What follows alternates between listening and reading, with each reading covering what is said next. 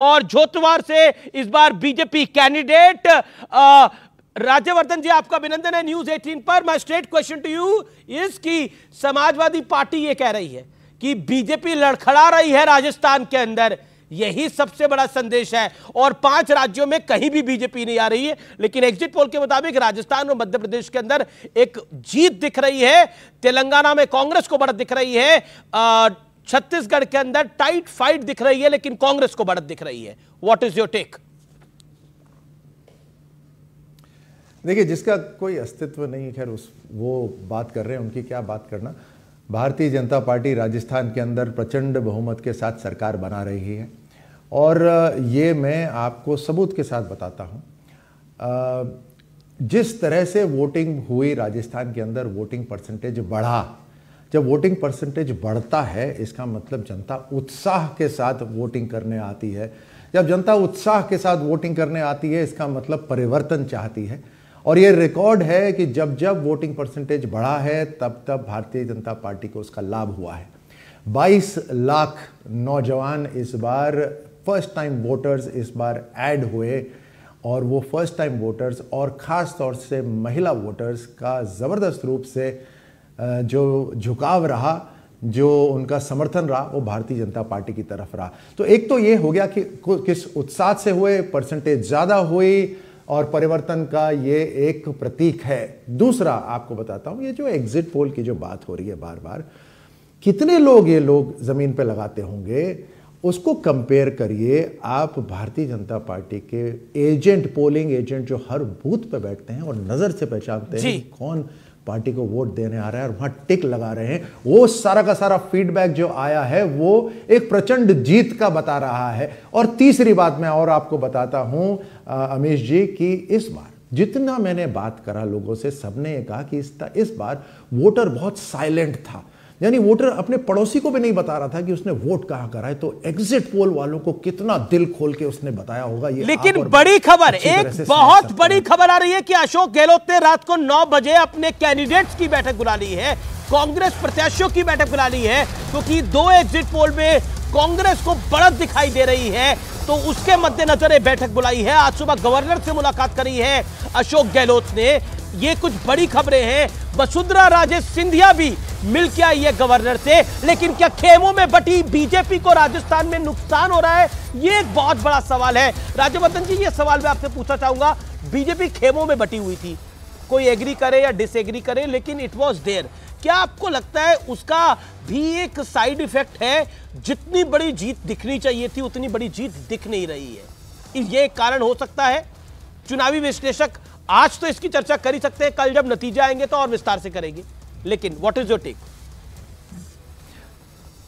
देखिए, हर political party का लक्ष्य यह रहता है कि चुनाव को जीते। और फिर भारतीय जनता पार्टी तो सबसे पहला जो पड़ाव होता है चुनाव जीतने का, जनता की सेवा करने के लिए पहला पड़ाव चुनाव जीतने का, उसमें अपनी माहिरता भी है उनकी और स्ट्रैटेजी के साथ आती है। हर फील्ड में, यानी हर स्टेट के अंदर अपनी स्ट्रैटेजी होती है। हमारी राजस्थान के अंदर परिस्थितियों के हिसाब से कलेक्टिव लीडरशिप इस बार हमारी स्ट्रैटेजी थी और कलेक्टिव लीडरशिप के साथ हम मैदान में उतरे। अब बात जो आप कर रहे हैं नोक झोंक की, खींचतान की, तो आप ये सोचिए कि एक तरफ कंपैरेटिव होता है हर चीज़, तो एक तरफ कांग्रेस को आप देखिए जो 5 साल सत्ता होने के बावजूद राज नहीं कर पाए, राज यानी सुशासन नहीं कर पाए, केवल अपनी कुर्सी को बचा के रखने की रही। वो खींचतान तो जबरदस्त थी ना। और सुनते आ रहे थे कि इस बार वो फ्रेश लोगों को लाना चाहते हैं, टिकट बड़े पैमाने पे काटना चाहते हैं। किसका काट पाए टिकट? वो काट ही नहीं सकते थे, हिम्मत ही नहीं थी उनके अंदर। तो एंटी इनकम्बेंसी जो जनता की थी। ये आपका बड़ा इंपॉर्टेंट पॉइंट है कि चलिए, गुटबाजी बीजेपी में अगर थी भी तो अंदर खाने थी, बाहर सड़कों पे नहीं दिखी। लेकिन कांग्रेस की गुटबाजी सड़कों पे दिख रही है कई राज्यों के अंदर। जीतू पटवारी, क्या आपको लगता है कि राजस्थान में गहलोत वर्सेस पायलट 5 साल चला? मतलब जब सीएम अनाउंस होना था तब टायर जले, फिर 2020 में जो कांड हुआ वो हम सबने देखा, गद्दार से लेकर देश गद्दारी का केस दर्ज हुआ। जीतू पटवारी, क्या ये सब चीजें भी हावी रहती हैं? और मध्य प्रदेश कांग्रेस में भी गुटबाजी है। अगर बीजेपी में गुटबाजी है लेकिन उसका चुनावों पे असर नहीं आता, लेकिन कांग्रेस में चुनावों पे असर आता है और युवा चेहरों की बात करी जाती है लेकिन आगे नहीं करे जाते। ये तो कुछ प्रैक्टिकल क्वेश्चंस हैं। जीतू? ऐसा है अमीश, ये जो राजवर्धन सिंह जी कह रहे हैं भारतीय जनता पार्टी को लेके, ये तो एग्री होती नहीं है बात। राजस्थान को लेकर, वसुंधरा जी को लेकर और बाकी नेताओं को लेकर क्या क्या नहीं होता है, क्या क्या बातें नहीं आती हैं। भारतीय जनता पार्टी कई बातें डिसाइड नहीं कर पाती है इसलिए कि वसुंधरा जी नाराज नहीं हो जाए। ये बात कोई मतलब अंतर खाने बाहर खाने कुछ नहीं होता है। रही बात, इन्होंने कहा है कि राजस्थान में तो महिलाओं ने वोट डाला, इसने डाला उसने डाला। अरे एक देश में ऐसा राज्य बता दो जहां पर 25 लाख रुपए तक का इलाज मुफ्त हुआ, वो राजस्थान ही तो था। वो राजस्थान ही था जिसमें कोविड को लेकर देश की सरकार ने प्रमाण पत्र दिया। वो राजस्थान ही था जिसमें अशोक गहलोत की सरकार को गिराने को लेकर धर्मेंद्र प्रधान से लेकर ये खुद राजवर्धन जी और पूरी टीम लगी रही। और फिर अब ये फुट पुअर के बाद मध्य प्रदेश की सरकार गिराई गई, उसमें किसका हाथ था? देश के प्रधानमंत्री का था।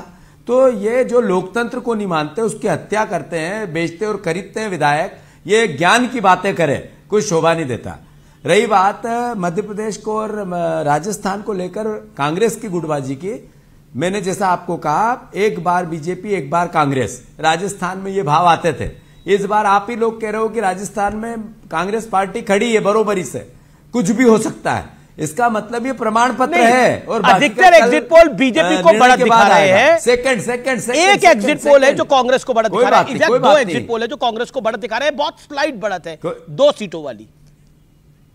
हाँ, कोई बात नहीं। मैं दूसरी बात मध्य प्रदेश के संदर्भ में, यहां कमलनाथ सबके नेता हैं और एकजुट हैं।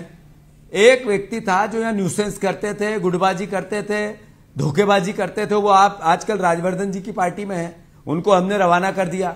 अब एकजुटता से, दृढ़ता से राहुल गांधी जी के नेतृत्व में कांग्रेस पार्टी मध्य प्रदेश में, तेलंगाना में, हो सकता है राजस्थान में और छत्तीसगढ़ में सरकार बना रही है। और कल फिर राजवर्धन सिंह जी को फिर बुलाना, मैं भी आऊंगा कि कितने राज्यों में कांग्रेस की सरकार बनी, कितने में बीजेपी की बनी। आप दोनों कैंडिडेट भी हैं, तो मैं तो शुभकामनाएं देता हूं कि आपको भी अपनी अपनी जीत मिले, ये शुभकामनाएं हम तो दे सकते हैं। लेकिन राज्यवर्धन, जीतू पटवारी ने कुछ बातें रखी, उसका जवाब। और क्या आपको लगता है कि गुटबाजी की समस्या दोनों दलों में है, लेकिन अब बीजेपी में भी दिख रही है वो गुटबाजी?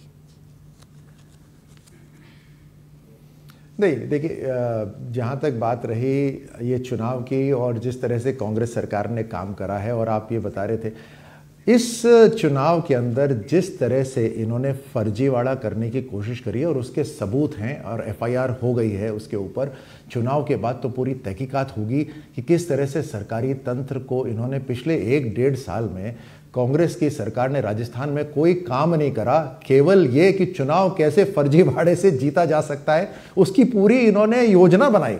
इन्होंने सरकारी तंत्र को इस्तेमाल करके हजारों लोगों के नाम कटवाए हैं, नाकाम रहेंगे उसमें भी। और इलेक्शन कमीशन के इन्होंने फर्जी कार्ड बनाए हैं। इनके लोग बाहर दूसरे राज्यों से लेकर आए और लाके वोटिंग करवा रहे थे, उनके ऊपर कईयों पर एफआईआर हुई है। अब ये इस तह तक हम जाएंगे, क्योंकि हमारी सरकार बनने वाली है, इस तह तक जाएंगे कि लोकतंत्र की हत्या करने की जो नाकाम कोशिश हुई उसके अंदर सरकार और एक कौन सी कंपनी थी जो ये भाड़े पे लेकर आए हुए थे और हजारों करोड़ रुपए उसको दिए, पूरी तहकीकात होगी इसकी।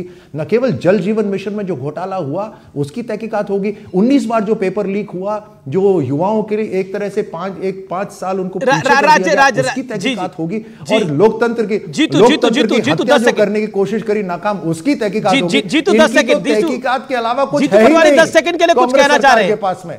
राज्यवर्धन जी, जीतू पटवारी 10 सेकंड के लिए कुछ कहना चाह रहे हैं। राजवर्धन जी 10 सेकंड में माफी मांग ले, राजवर्धन तो मैं देश के मंत्री भी रहे, देश के मंत्री भी रहे।